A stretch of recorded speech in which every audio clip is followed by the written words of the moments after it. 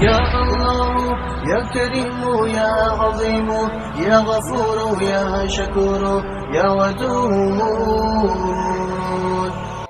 رسول اللہ صلی اللہ علیہ وآلہ وسلم نے ارشاد فرمایا، تمہیں قیامت کے دن حقداروں کو ان کے حقوق ادا کرنے ہوں گے، یہاں تک کہ بے سینگ بکری کو بھی سینگ والی بکری سے بدلہ دلایا جائے گا۔